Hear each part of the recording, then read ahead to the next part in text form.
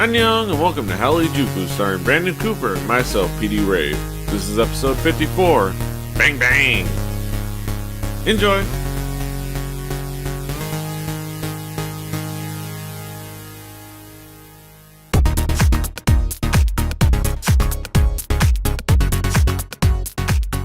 Buenos nachos, amigos, and welcome to another episode of Hallyujuku, your gateway to the world of East Asian pop culture. That barely functioning human being over there is Brandon Cooper, aka King Kaz. Never stuff half of a pork butt in your mouth right before the show.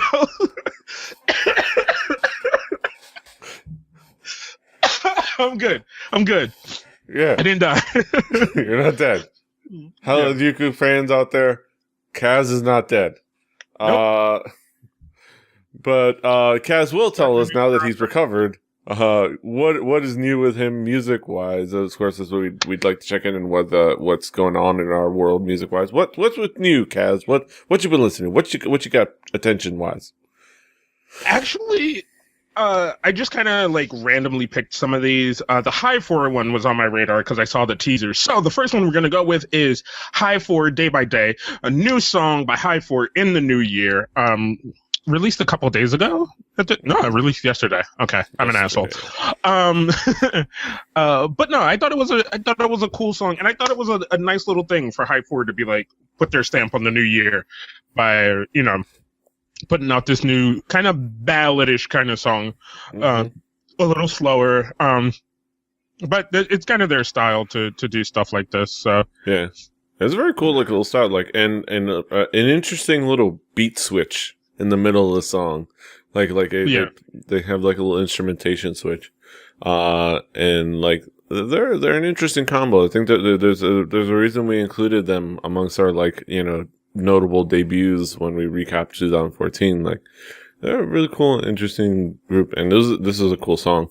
I hadn't gotten around to checking it out before you brought it up. I was like, oh, the song. I'd been meaning to check it out because I was seeing the teasers and I saw that it was up. It's and I watched it and I enjoyed it. It was a cool song. And I mean, it's kind of relatively a tough week for music in general because a lot of things are teasers of what's going to be coming out. So it was a little bit of a struggle to find music. But this next song, I'm so glad I had to kind of go through the looking glass, so to speak, to go find, which is my second song. I'm gonna fucking murder her name. Ji Hoonal's project. Yeah, Ji Hoonal's project. The song's called Hollywood Sky, featuring Dasum and Lanino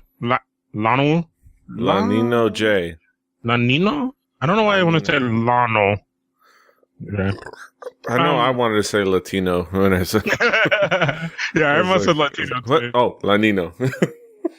Or Jungji Wang. But it's it's a cute little song. It's not full on my style of music, but there's a lot of things in it that I like. I like her singing voice. Mm-hmm. I like the horns and the progression in it. It's a different cool musical style, and it's really interesting. It's catchy. It sounds very much like something that you hear kind of at a jazz bar, just kind of something when people kind of come and play an open mic kind of style, but that's really well polished. Yeah, it's really cool, and it's kind of fun and cute that it's all the just vacation footage. Seems convenient. I also like the moment where you see Captain America cosplayer guy go towards the camera because that what came after that was him trying to get some tips. It's noticing that they're filming. It's hey, put some money in my hand. Captain America's got bills. Right. But yeah, it was an interesting video and an interesting song. Yeah, I mean that's kind of the same feel I had about it. Really interesting video, really nice song, and I just thought it was fun and something cool in the new year. Mm-hmm. Yeah. So longer we can say that, so I'm gonna get all of that out as I can in the new year. In the new year. So I had a couple songs that caught my attention. First of all, one song that is from a show that we're going to talk about later on in our Hallyujuku talk segment, but I still wanted to include it in like the songs. Which is, yes, definitely. And it's just kind of a spoiler if you haven't seen the No.Mercy show.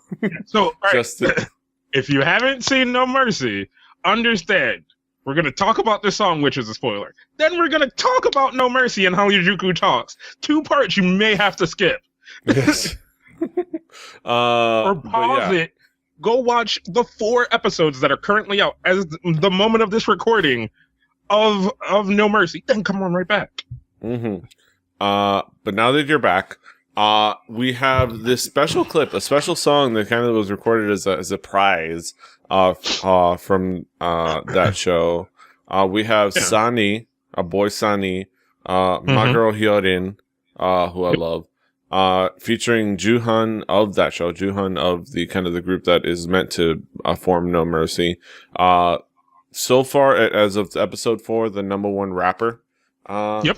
Thus, the number one, he has the #1 spot in the group and is the #1 rapper. Exactly. And thus, him being the #1 rapper earned him this the chance to do this song, and it's a song called "Coach Me," and it got me a little hot and a little excited. It's a super sexy song. Like it's just like Hyorin's voice. She just turns it up to 11. Yeah. She keeps saying, "Coach me," and all I can think is like, honey, you probably have a lot more to coach me about than I have you. And there ain't nothing wrong with that. Because I am more than happy to let you coach me. You don't need to be a good girl with me. But yeah, Sani his rap is super fun. Juhan is absolutely fantastic in his contribution and kind of holds his own. In a song with 2 good people. Like, you got Sonny, who's a really good rapper on his side, Hyorin, who, yeah.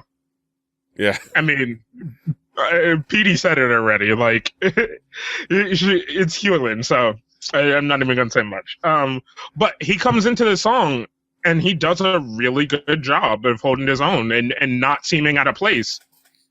Yeah, it's so much. It's so cool and sensual and sexy and fun. Like how the song and has a really good groove to it. And it's for a song that was just like created as a thing for a reality show. It's really a prize, well so to speak. It's it's a really good song. And I'm like, I'm probably gonna try to see if I can buy it and find it and put it on my Google Play, hopefully. Even though they don't, chances are it's not on Google Play because that's just how K-pop works. But yeah, it is a fantastic song, and we're gonna get into the No.Mercy later on. Yep. So stay tuned. A couple other songs. Well, one song and then another like fun video. One song by a group called Poot Poot. So there was a Soompi had put out their comprehensive actual video showing all of the debuts of boy groups and girl groups. I think I had originally included it as a headline. I realized that we had a lot to talk about, so I kind of eliminated that headline, but it's out there. If you want to check out exactly how many groups debuted this year, go to Soompi and check it out. One of the groups that actually caught my attention was a group called Poot Poot. Which is supposed to kind of be like freshness or kind of a sense of freshness or something.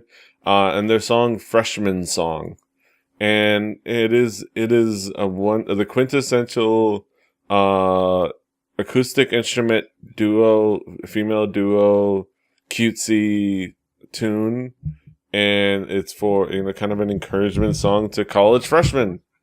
And it's exactly how it's that J Rabbit-esque kind of sound. It's you know what to expect. It's you've seen YouTubers do it, but it was cute and it was fun, and I actually kind of liked the song. It was catchy, and I got to kind of just sit there and like sway to the music, and it was I like that it exists. Encouraging young college freshmen out there in Korea.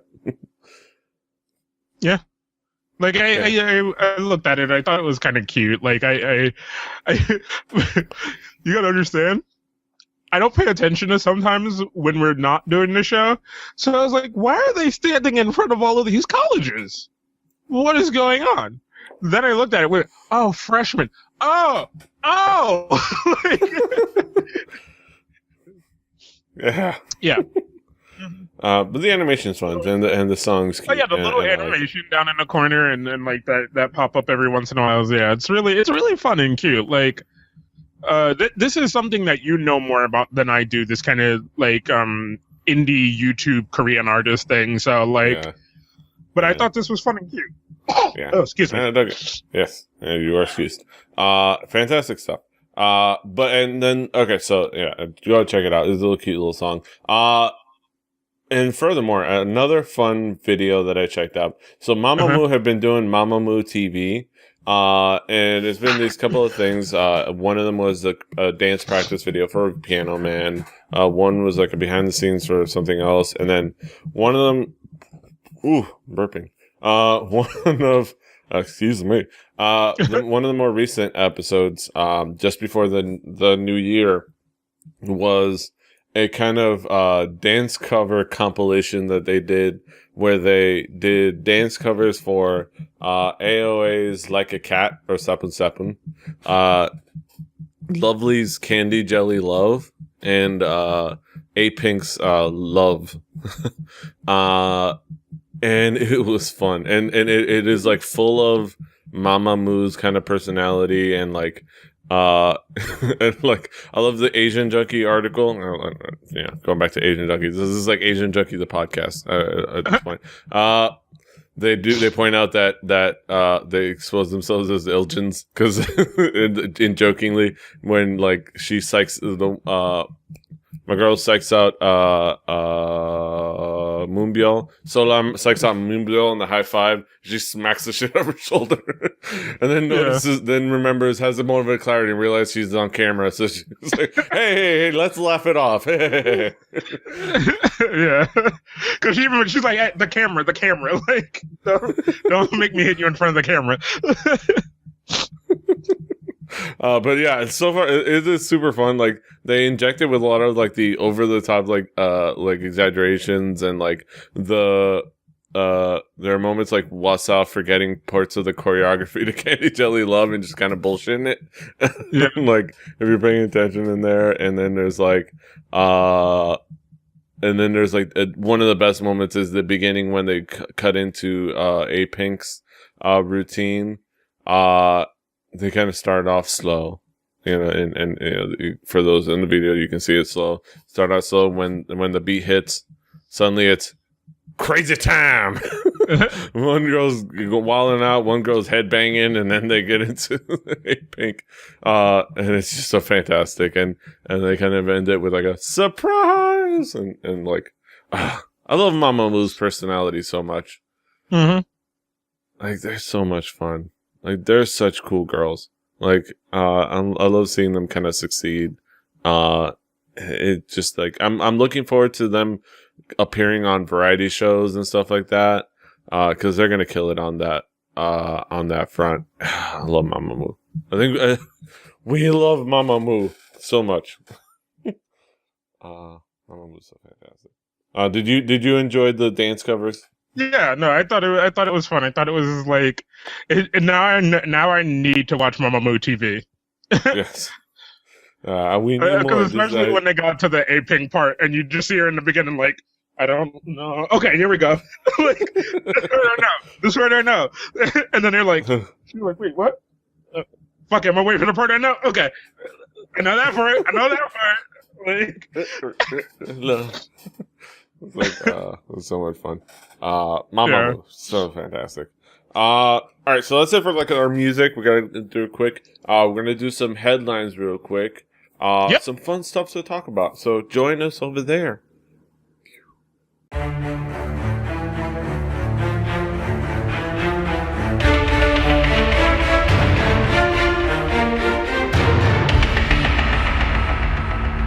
Hello, ladies and gentlemen. Welcome back to the headline segment here on Hallyujuku.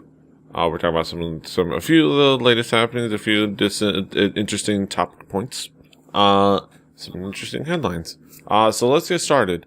Running Man makes a lot of money abroad despite weak domestic performances. I thought this was a really cool, interesting article on Soonpi. Variety program, Running Man has become the best cash cow for SBS as the show has met with great success in China. The Chinese version of Running Man, Hurry Up Brother. It's like, if you can read that in the voice of, like, say, Joey Image or any other, like Hulk Hogan or any other wrestler. Hurry up, brother. Hurry up, brother. But yeah, premiered in October of 2014 with a rating of 1.149%, which if you think of it as 1.149% of China, that's a lot of people watching that show. An amazing feat for a televised program in mainland China. The remake continues to be popular as the theatrical version of the show is in production. I'm sorry, what? It goes on to a theatrical version. As in a what? A movie? Apparently, a broadcast insider told media outlet Sports Donga. Okay. Running Man is truly the best thing to happen to SBS. It made up for all of SBS's deficits alone. They further added the exact contract terms are not known. The word on the street is that they have signed up for at least 3 seasons of the remake in China. The movie version is also coming out soon. They probably made at least 30 billion won, which is nothing to sneeze at. That's $27 million right there. Okay. The particular... in contrast, domestically, Running Man has seen a weaker year in 2015, often falling last place in ratings in its time slot. Currently, it is in second place after One Night, 2 Days, season 3, which I've been checking out, and it's actually pretty fun. Which I'll report when I actually start getting really deep into the latest season of One Night, 2 Days. But I've been enjoying it. I'll report later. But yeah, Running Man. They're kind of, waning domestically, but they're making bank in China. Yeah. And here's my thing, right? I would love to see the Chinese version because I want to see if the Chinese version is more like original Running Man. You know what I'm saying? Where it's more about the name tag games and all that kind of stuff, whereas Running Man itself has kind of moved on to being other kind of things and other types of games, and the whole kind of name tag and chasing isn't as much as it used to be. But when those episodes do happen to pop up, those seem to be the really popular episodes. You know what I'm saying? Yeah. Like, because that was what the formula was. 2, right? When they say movie, right?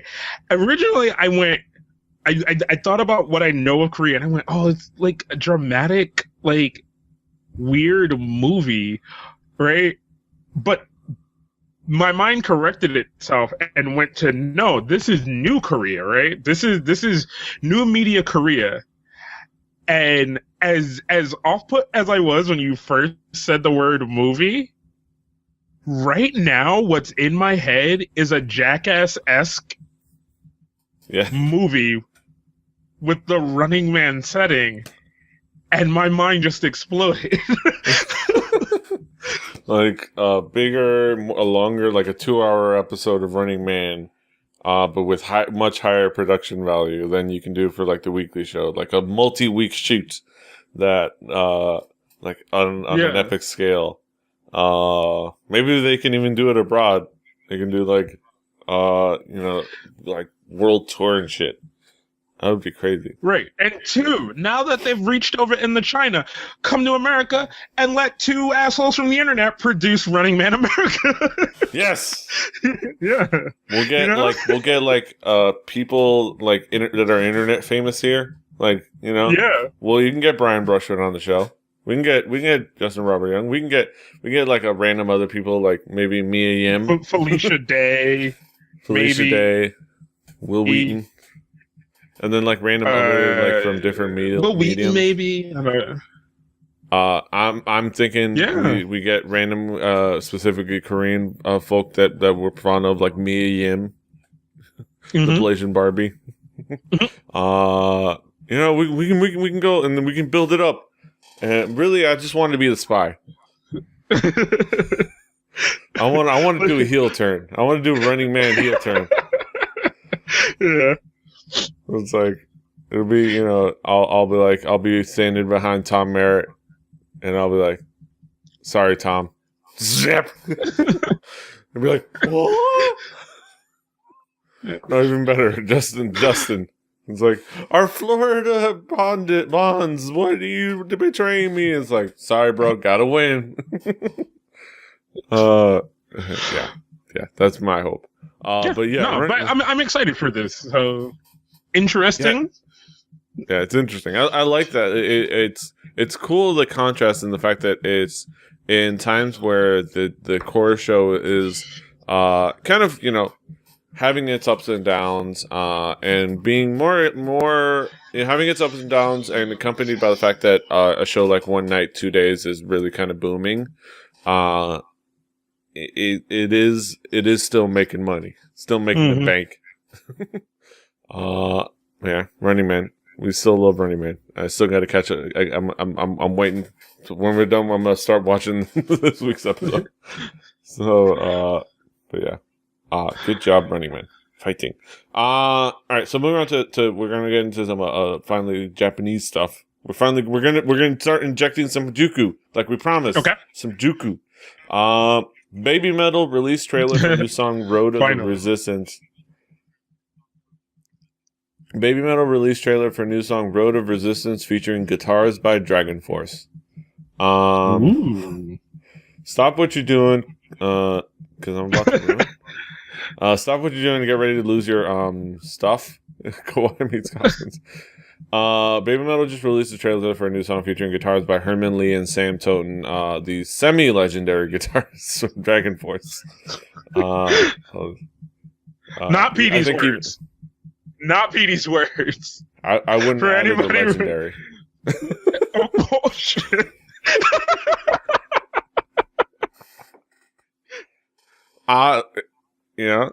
In the studio, they're fantastic, especially with if they get many takes.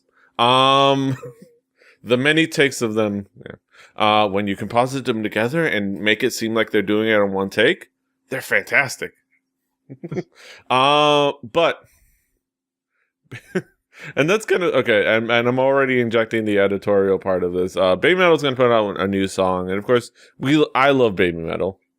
Kaz, you love BABYMETAL. Our friend DJM loves BABYMETAL. So of course when we know we're getting new BABYMETAL, we're excited. And the trailer looks really cool, and it reaffirms my desire to go see them live. And of course, not just for the girls, but for the band. Yeah. Half of the reason I love BABYMETAL is the parts outside of the girls. That band is just fantastic. Like, those dudes are fantastic. And the fact that I know there's actual, like, a core group of people that are the permanent BABYMETAL band, even though it's kind of a bigger group that comprises the creative force, is even better. Because I know that there's people that I can think of that are the sound and are the identity of that. But I reaffirm. I checked in with our buddy DJM, and he affirmed me that I was not crazy to be worried by the mention of DragonForce. What do you think, Kaz? No, I'm excited for new BABYMETAL no matter what, and yes. Knowing how well the creative force has done in the past, with maybe one or two blips, and small blips at that. Like the rap thing. 1, 2, 1, 2. Because it was just weird, Yeah. I'm excited to see more from them because it's going to be awesome. They seem to treat this project really well, and that's what I like about it. Yeah, there seems to be some genuineness about this project. Yeah, and one of the things that I mentioned in our Record Breakers review of BABYMETAL's album is that their biggest strength is when their metal stays as Japanese as possible. because and as precise and as Japanese or as a European, depending kind of how you want to look at it, but as un-American as possible. Because when they started to delve into their very Americanized heavy metal and kind of butt rocky sounds, because there was some of that, like some of the more Slipknotty Power Man. I like I like the very fast, high tempo. Because it matches their voices. You know what I'm saying? Yeah. Like their voices are very high pitch, and they tend to sing really fast. So the music should really keep up to what they're doing. Yeah, like the power metal and the speed metal and that precision metal fits with the J-pop sound so much better. And they're growing and they're carving out and fitting into this identity as their sole identity, and that's so exciting. I think on the whole, I'm gonna definitely give it a chance. The idea that I'll wait and see. I won't judge too harshly. They do. It's not like they're gonna go out live with Baby Metal. It's not like the guys from DragonForce are gonna go out live with Baby Metal. You know what? They'll do they'll compose something for the guys to play, and that's fine. And that's fine. So you know what? More Baby Metal means good. And I couldn't be more. And I'm definitely excited. I really want to see them live so badly. Like, how badly do you want to see them live? There are so many things that I want to see live so bad that, like, I'm not... God. I want to see, like, Baby Metal, FX, like, just the list of things. Yeah, like, even the person we're going to talk about in our next headline. Yeah, Baby Metal. Good luck. But next headline. This is something you included. TM Revolution to release 10th album in March. Now, I'm not familiar with TM Revolution, so you're gonna have to educate me a little bit. TM Revolution is one of kind of the bigger Japanese acts in that visual K style. And was kind of like one of the close to one of the original people to be in like the visual K thing, and there's some things that I'm not super sure about. The things I know about TM Revolution is just iconic. Has done a lot of anime theme songs, just soundtracks to things, and that so even the things that are of his catalog don't even speak to all of the things that he has done musically in his life. Also a big, comes to a lot of conventions here in the Americas and puts on concerts and things like that. And then the other thing that I thought was crazy is part of his, part of announcing this new album is also a new tour that's going to be held in over 47 prefectures. Which is crazy. And a total of 50 shows in this tour. Right. Like, I don't know how long this tour is going to be, but 50 shows. From April to September. So May, June, July, August, September. 5-month tour. So 10 shows a month. That's not too bad. Not too bad. Yeah. But it's still fun. It's still ambitious. It's still, but that's a proper tour. That's a proper promotional tour. That's not like do one show at Tokyo Dome, one show at Sumo Hall, and then one show somewhere else, and then you're done with Japan. Right. That is a proper promotional tour. And I'm interested to check this guy out, or these guys. These guys. TM Revolution is kind of one person, but there's like a group behind TM Revolution. Think Prince in a sense. Yes. Does he also play a mean game of basketball? I don't know. In the Paisley top. He might. Shirts versus bosses. Bosses win. Right. Game bosses. Charlie Murphy. TM Revolution. It's always cool kind of seeing these veterans staying strong in any form. So I pledge I will check out this and more Visual K. Because I always go to J-Pop Asia, and it's always like a bunch of the headlines are such and such Visual K band is like putting a new song, such and such Visual K band is disbanding, or such and such Visual K band is adding new members. Like, and there's like 3 headlines before I get into anything that I kind of recognize. And I'm like, this seems like it's a thing. I should probably be aware of it. If I purport to be a fan of East Asian pop culture, I should probably be at least aware of it. So I pledge in the new year to check out Visual K. I've already pledged to check out more anime this year, though this is not going to be an anime show at any point. I did pledge to check out more anime to DJM specifically, and specifically Ghost in the Shell at some point. And maybe I'll be on some other dude's anime podcast. Who knows? I don't know. But yeah, TM Revolution. That's cool. But yeah, that's it for our headlines. We're going to go into enough dawdling. We're going to our Hallyujuku Talk segment. We've got a lot to talk about because we got a new variety show that we're both kind of giddy about. So we're just going to do that.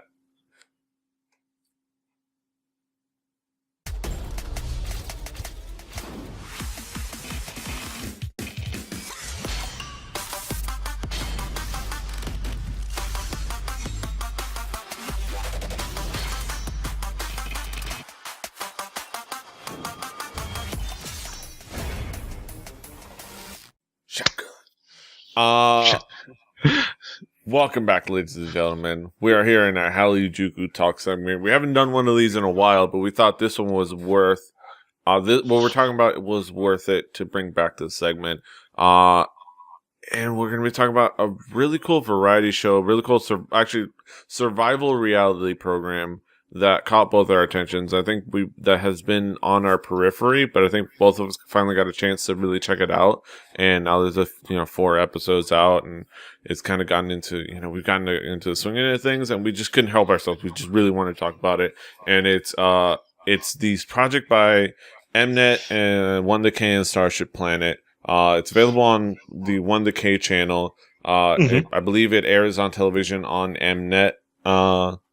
Yeah, it airs on television on Mnet, and it's very focused around Starship. It's kind of Starships give me the money, or Starships Who Is Next, YG had Who Is Next, Starship has No.Mercy, where they have 12 trainees who kind of are at a crossroads, at least they present it as such, and really eager to finally debut. Some of them have been around and training in other companies and have been around for years, watched other people debut ahead of them, and get interviewed on this show in very contrived meetings with established acts, which we'll get to. But it's 12 people at a crossroads in this competition, ranked right off the get-go from 1 to 12, and it's either it's make or break time. At least it's. I remember seeing that this show was going to premiere and kind of being excited about it, because for me it's coming off the heels of having watched Show Me the Money, in a sense. Like, I know Show Me the Money was kind of a little while ago at this point, but it's kind of coming off the heels of that for me. And I was just kind of excited to kind of see people kind of battle, and stuff. And I knew there was going to be rappers. So, there's rappers. Kaz is excited. And then I started watching it. And like you said, they have these really weird slices of like, let's talk about your past by putting you with people that you already know, or just talk about how long you've been training and just haven't gotten that shot yet, which is the parts that get me. The parts where people are like, I've been training for 2 years, been training for 3 years, got passed up, or I was just too young, or this, that, and the other, Like Shonu, one of the people we talk about, has like had the most interesting, especially in episode 1, where he talked about his past in JYP. And seeing like people listing off the people that he trained with and was like the senior, like, Hyorin and like Got Seven and like a Miss A and like man, I watched all these people when they're training and they all debuted ahead of me, and he goes and has like a very spontaneous dinner with Got Seven. Right, because he also talks about even in himself that he was kind of cocky. He thought he was ahead of everybody and clashes, and he even does that here. Like he clashes with people because he is really good at what he does, right? Which is he's a really good dancer. He can perform. He's a good on stage person, but trying to meld with other people, you can see that clash. He just is like he's always he kind of has that mindset of somebody who knows how to do it and can't figure out why anybody else can't. Yeah, like it's interesting. Like they have like moments.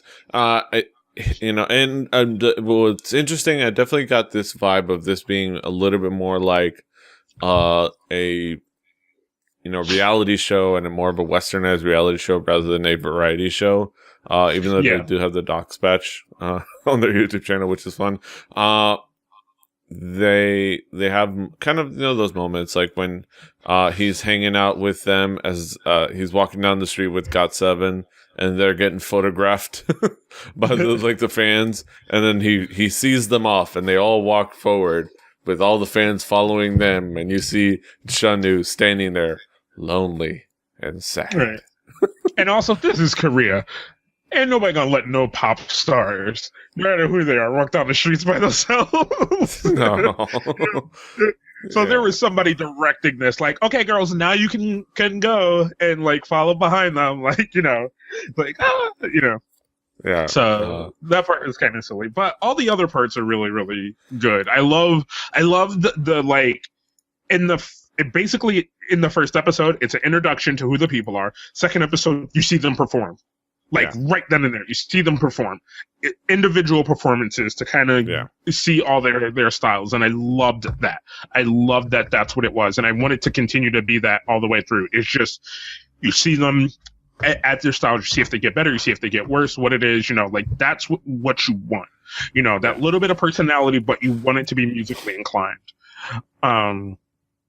And I just thought that was one of the really good things. Yeah, and they did it really well. Like they established kind of the story of it really well, and like things like the contrast between the monthly evaluation thing and how everybody was ranked there, and then going through and like how the standings were reversed by the individual performances, how some people stepped up. Like the dude that was number 12 stepped up and just like blew everybody away. But the dude at number 11 was like, "The hell are you doing?" Like, it was fascinating. And the individual performances were cool. And like you talked about this performance that we're showing with I forget his name. Oh, Kihyun. Kihyun. Kihyun, who was at number 8 coming into this, coming into 8 from the monthly evaluation that started out the show. Ooh, sorry, I'm burping. And coming in at number 8, which is kind of not the bottom spot, but kind of a low spot, could go either way. Felt like he needed to step up.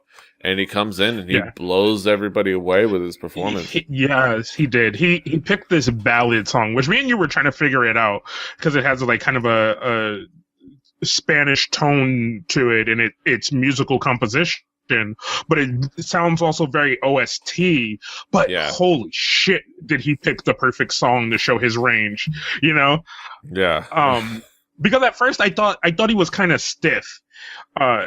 In a sense, like, cause he's just kind of standing there. But then as you like listen to the words and then see the words and then listen to what's going on, you understand it's a very emotionally pouring song, and you realize it has this pickup. And when it hits the pickup, oh my God, did he blow everyone out of the water? Like, you sank my battleship. Yeah, the build up and the kind of tensing of the emotion as you kind of build up the song, and like it was so well done, and he just kind of like he got you. Like he's like, I have your heart, and now I will squeeze it to my heart, my enjoyment. I will squeeze and squeeze until your tears come out. And it was so well done. Like one of the one of the defining differences, and it's one of the things that Brett has mentioned. I don't know if he's mentioned on Record Breakers, but I know he's mentioned in the conversation. But the difference between good singers and vocal gymnasts, and the fact that music is not a sport, it's an art form.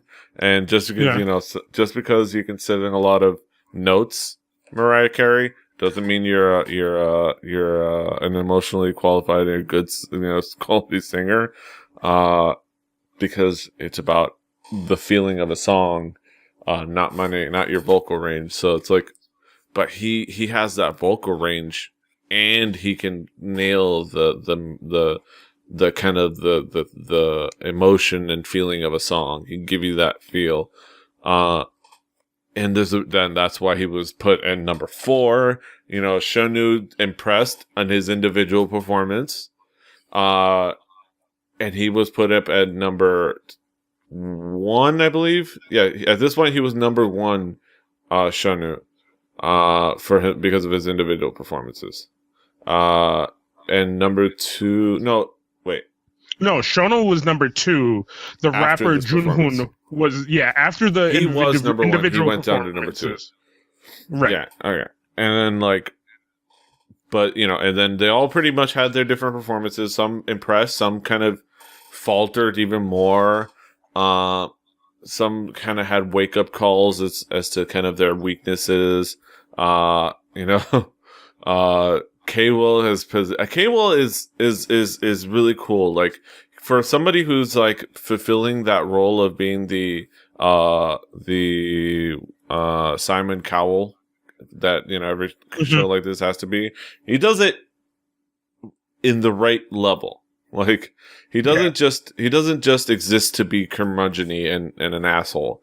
He exists to be the one that says, "The fuck you're doing? The fuck you doing?" Like, somebody needs to be that guy. The guy that goes, like, I'm not even gonna bother with you. Like, the fuck you doing? Like, just stop it. Just stop. Just stop. Just stop.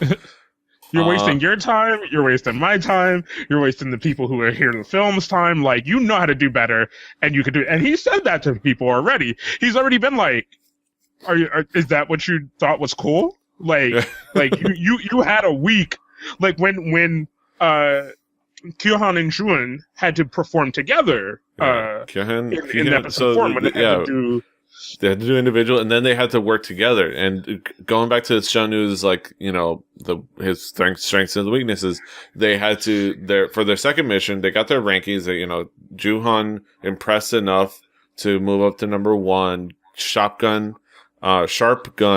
Or as kind of you read the Korean, god damn it. Also, there's a moment where one dude gets in the shower with another dude, and and it came up while I was just there, and it's in front of me, and I can't not talk about it because they talk about that bromance.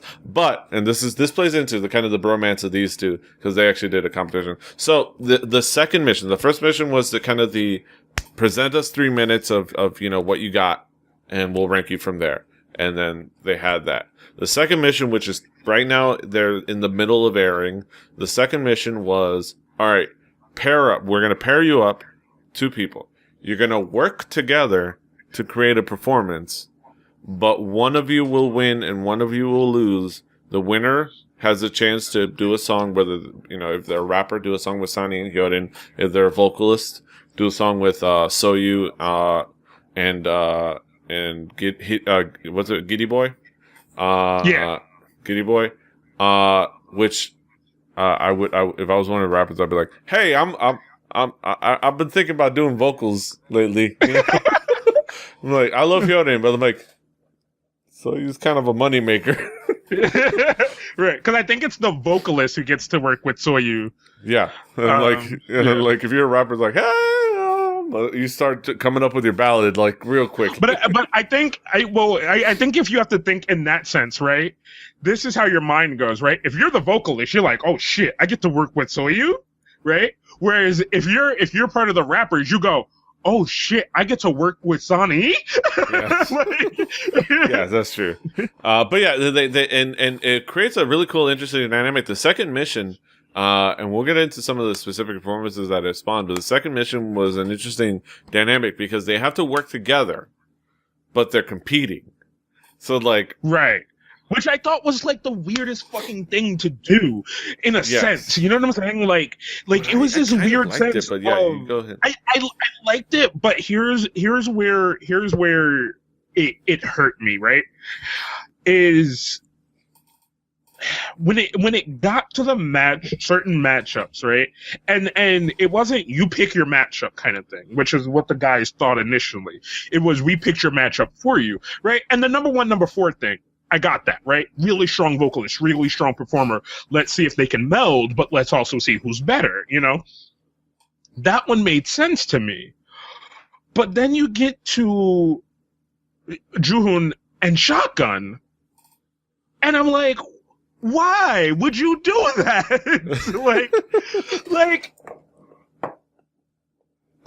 and I must say, putting them together was amazing, as you pointed out, because we were both talking about what our favorite performances were before we started recording, and you were like, oh, it was Shotgun for you, wasn't it? I was like, no, and you were like, how can it not be? Like,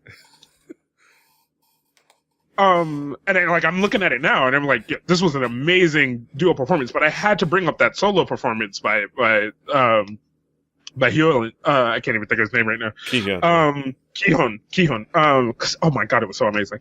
But they worked together because they have known each other for so long. They've been in the underground rap scene with each other, which is also something else that they've talked about in the show when you like talk about people talking about their backgrounds. Because Juhoon talks about being in that underground rap scene with Mino from Winner, his cousin. Yeah. And like growing up with no dad and like all like his like upbringing and having to like make money with his family, and it's like it's so cool. But yeah, as you were saying, yeah. But like for them, it was easy for them to work together, of course. And I think what they really should have did was do a more melding of styles, like put a rapper with a singer, you know, like and do all this, because they kind of just matched it up as like rappers versus rappers, singers versus singers, the visual versus the visuals, like. You know, but in that very first matchup, you put a performer versus a visual person versus a vocalist, right? Yeah. Like that's how you should have did it the whole way down the list to me. But then again, they performed, and then they performed. I was like, and when they said that the song that they were picking, I was actually kind of they piqued my interest because they were doing "Bang Bang" by all them like popular chicks that are in pop music that we don't give a shit about. That song, which we had seen a fantastic performance by Hyonin and Ailey, but by dudes, intrigued me, especially college vocalists. But that turned out to be a huge letdown. Yeah. Hold on. Like, hold on. I just had to pause what I was watching.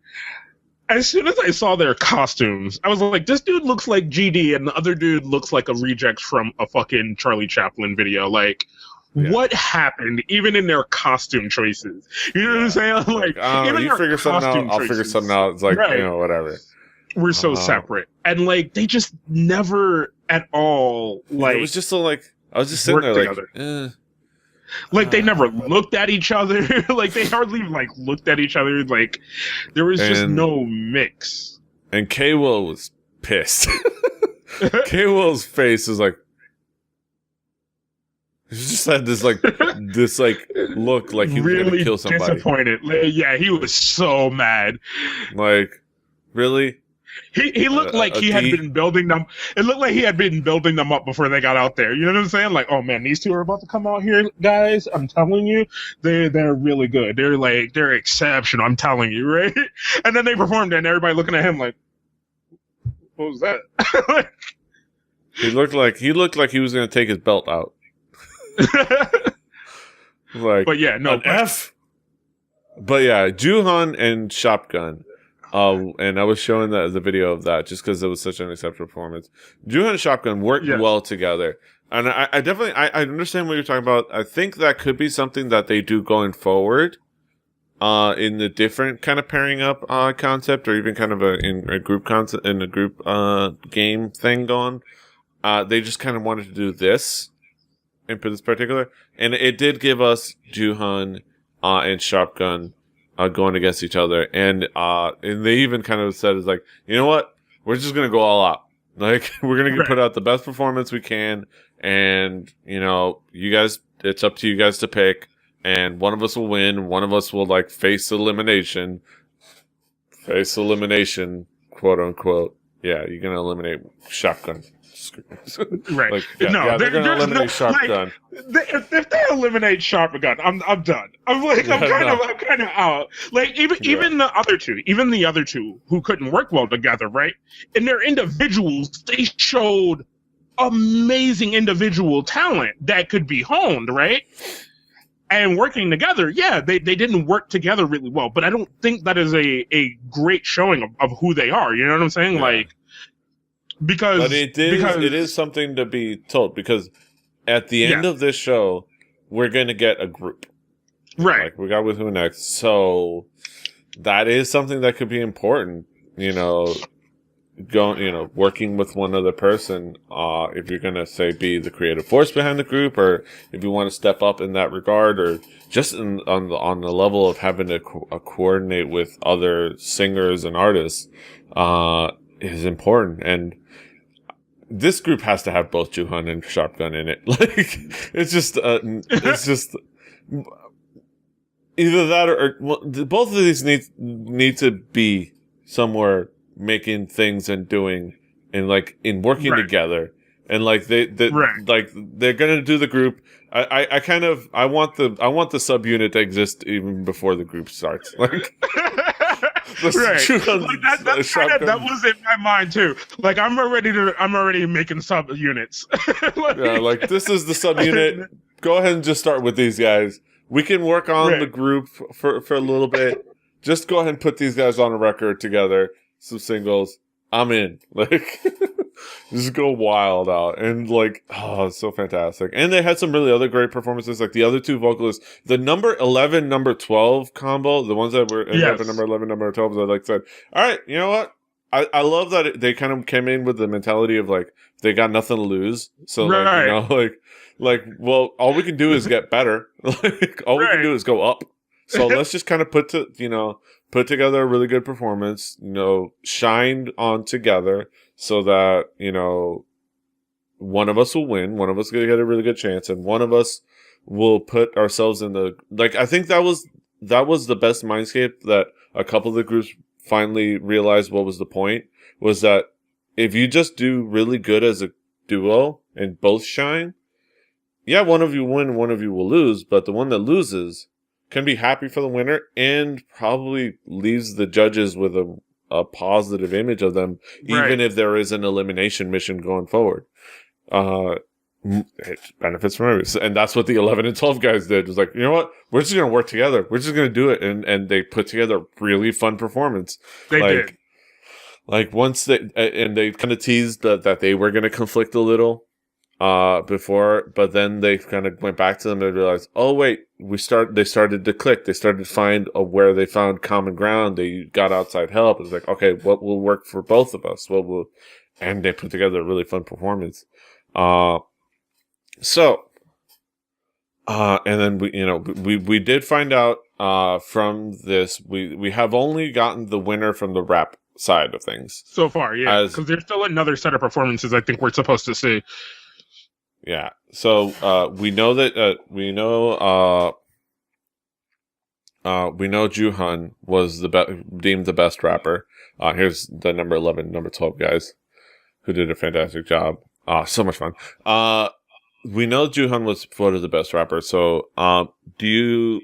Yeah, because even in his solo, he fucking he came out really, really aggressive. Yeah, so cool. And him dropping the money. Yeah. Like, I also, because I was just looking at their duo performance, I love that part where they kind of walk away, and yeah. Sonny is ready to like pick up a mic, and they're like, "We ain't done yet," and he's just like, "I love this." Fucking Like, Sonny's yeah. like, "I love this." He's like so happy. Like Sonny could not be happier than that. It's like, yeah. Oh, it was so you can see how much fun it was. But yeah. Now, what do you think? What could you predict for the vocalist side of things? Like, we haven't seen all the performances. Yeah. But what could you read from the tea leaves?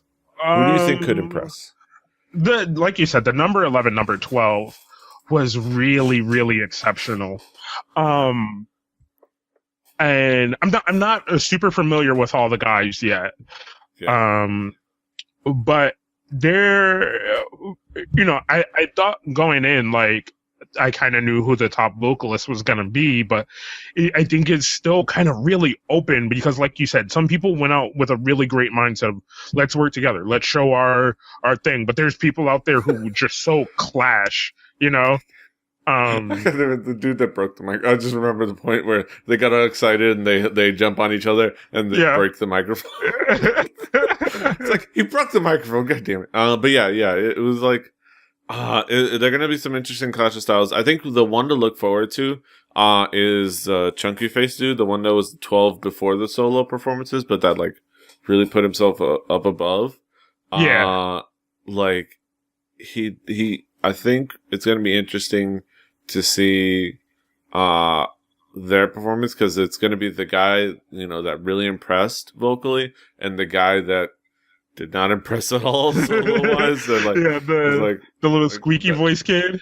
Yeah. It was like, and we'll have to see if they meld well, because I know that they were teasing like them conflicting on kind of what they will do, like what they will lean is like somebody that lends itself to one vocalist or something that lends itself to the other. So probably, obviously it's going to be kind of the thing, but it's definitely going to be interesting to see who the vocalists are. Who are your front runners now so far? There's only 4 episodes in. It's hard to really judge it, everything. But who are your front runners so far?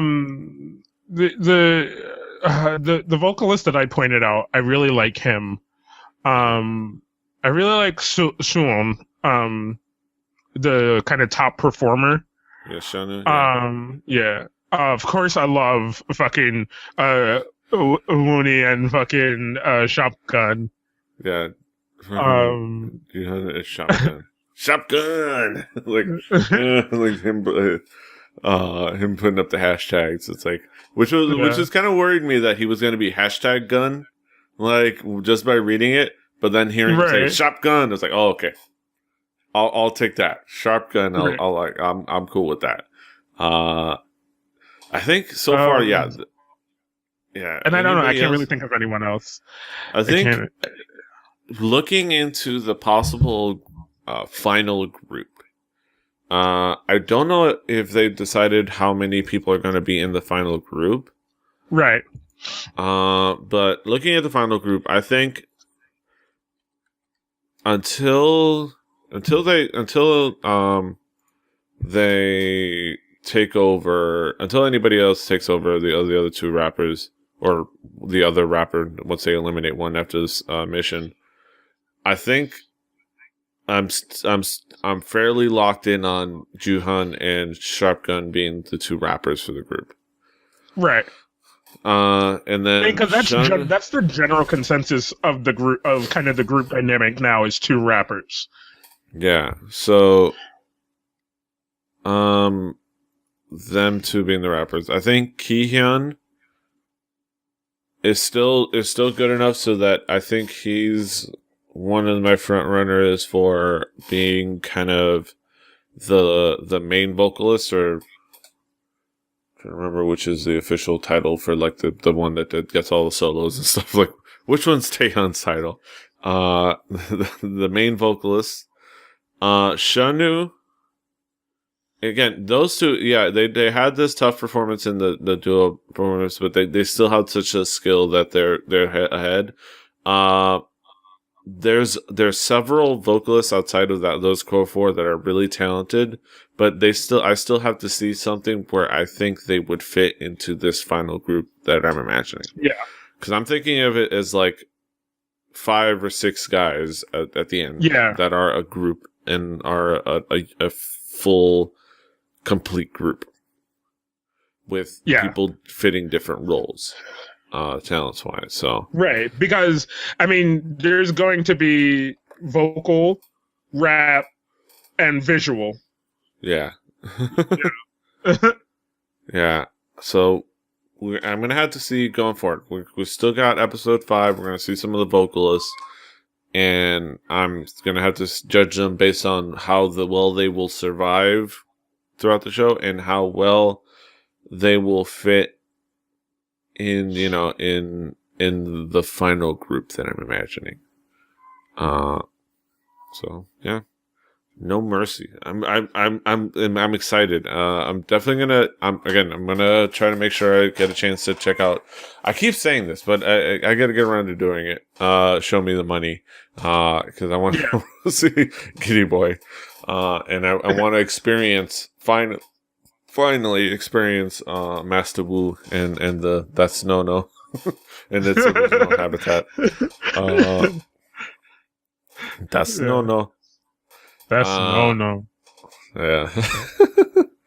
But yeah, No Mercy. Go check it out. It's available on 1DK. They have a playlist of all the episodes that they're maintaining, which is great. Well, there's a playlist of all the things leading up, all the little matches that they made for the group. It's a bunch of stuff, but the episodes are in there. You just got to kind of look at the titles. Don't just play the playlist or you're going to be really fucking confused.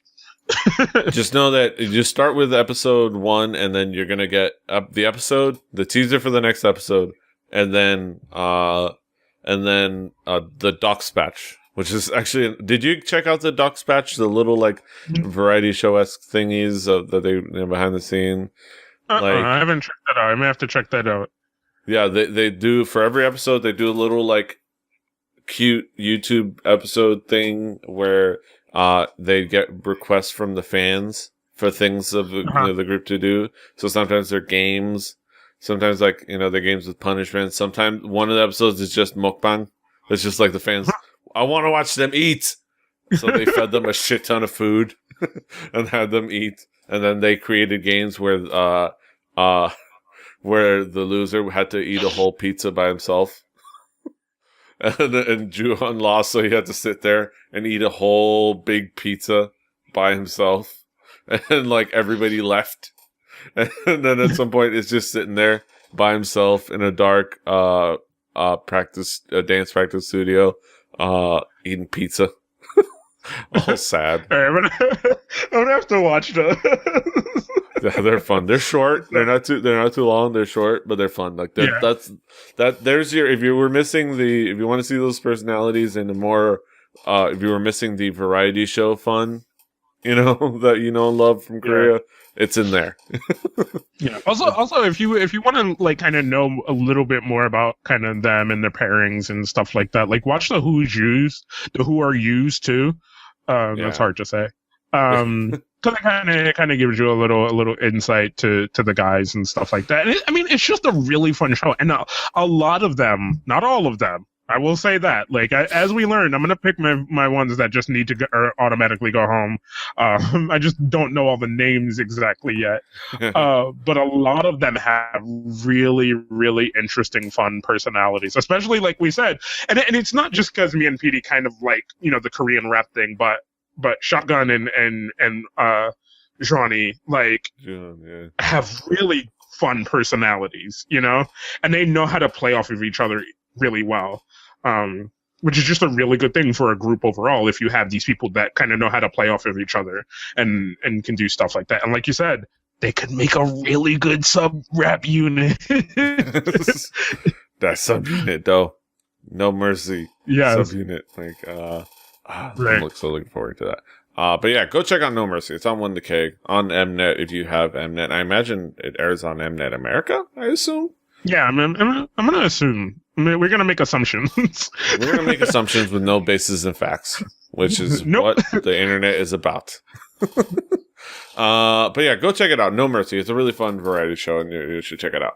But that's it. Another fun episode of Hallyujuku in the can. Definitely. So, Kaz, what do you got going on What's up? in your world? Coming into the new year, if people want to go check it out. I hosted with good friend Roberto Villegas the 2014 Chat Room Awards. You can go check it out on the Chat Room YouTube channel or go over to chatroom.us. Chatroom.us? Chatroom.us/awards.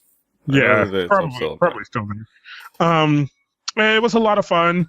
We just got to have a lot of fun and give out silly awards and Drew and Kaz and Demon 5 and Drew and Demon 5 and I had fun trolling the hell out of it. I think one of my favorite things is the fact that we basically turned OMG Chad, our good friend and somebody who we enjoy, into the John Cena of chat realm.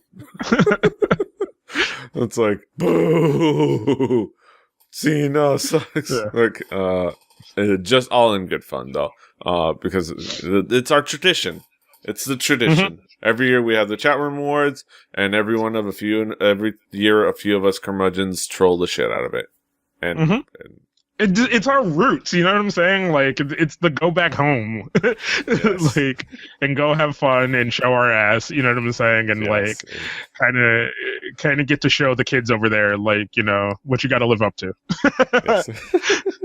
But yeah, and I do have to thank anybody who actually did. I know that I assume people out there actually voted for the record breakers on like awards and things, and it wasn't just me voting over and over again. And I appreciate that. Obviously, we never were gonna win, just because, you know, things. But the fact that people were still out there and actually kind of rooting for us and showed us some love that night and was really cool. And I hopefully we can come close to contending next year. Maybe, I don't know. We'll see. But yeah, go check that out. Check us out here. Check out all the other things on this network. Hallyujuku, there's the name. Kpoppodcast.com. You want an easy way to share it with your friends. It's easy thing to tell, easy thing to remember. Hallyujuku on all the things, iTunes, Stitcher, on Twitter. Like, share, subscribe. That's it. Give us reviews. Do the things. Yeah. Until next time. Hasta los huevos. Bye bye. Annyeong. Annyeong. Fighting!